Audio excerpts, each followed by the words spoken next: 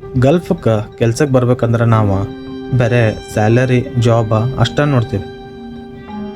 Salary ಎಷ್ಟೈತಿ, job ಏನೈತಿ ನಮ್ದು, ಆ ಸ್ಯಾಲ್ರಿ ಒಳಗೆ ನಾವು ಎಷ್ಟು ಖರ್ಚು ಮಾಡಿ ನಾವು ಎಷ್ಟು ಸೇವಿಂಗ್ ಮಾಡ್ಕೋಬೋದು, ಇದ್ರ ಬಗ್ಗೆ ಎಷ್ಟು ಪ್ಲ್ಯಾನಿಂಗ್ ಮಾಡ್ಕೊಳ್ತೀವಿ, ನಮ್ಮ ಬ್ಯಾಗ್ ರೆಡಿ ಮಾಡ್ಕೋತೀವಿ, ಸೀದಾ ಬಂದುಬಿಡ್ತೀವಿ. ಆದ್ರೆ ಇದರೆಲ್ಲ ನಡುಕ್ಕೆ ಒಂದು ಇಂಪಾರ್ಟೆಂಟ್ ವಿಷಯ ಬಗ್ಗೆ ನಮ್ಮ ತಲೆ ಒಳಗೆ ಒಟ್ಟ ಬರೋಂಗಿಲ್ಲ. ಅದೇನಪ್ಪ ಅಂದ್ರೆ ನಮ್ಮ ಫ್ಯಾಮಿಲಿ. ನಾವು ನಮ್ಮ ಫ್ಯಾಮ್ಲಿನ ಎಷ್ಟು ಮಿಸ್ ಮಾಡ್ಕೋಬಹುದು, ನಮ್ಮ ಫ್ಯಾಮಿಲಿ ನಾವಿಲ್ದ ಹೆಂಗೆ ಜೀವನ ಮಾಡ್ಬೋದು, ಅವ್ರು ನಮ್ಮನ್ನು ಎಷ್ಟು ಮಿಸ್ ಮಾಡ್ಕೋಬೋದು, ಇದೆಲ್ಲದ್ರ ಬಗ್ಗೆ ನಮಗೆ ಇಲ್ಲಿ ಗಲ್ಫಿಗೆ ಬಂದ ಮೇಲೆನ ಒಂದೊಂದು ಅರಿವಾಗಕ್ಕೆ ಶುರುವಾಗ್ತೈತಿ.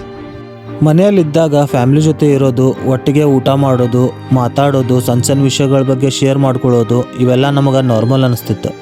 ಆದರೆ ಫ್ಯಾಮ್ಲಿಯಿಂದ ದೂರ ಬಂದು ಸಾವಿರಾರು ಕಿಲೋಮೀಟ್ರ್ ದೂರ ಇದ್ದಾಗ ಅದೇ ಸಣ್ಣ ಸಣ್ಣ ಮೂಮೆಂಟ್ಸ ನಮಗೆ ತುಂಬ ದೊಡ್ಡದಾಗಿ ಕಾಣಿಸೋಕೆ ಶುರುವಾಗುತ್ತೆ.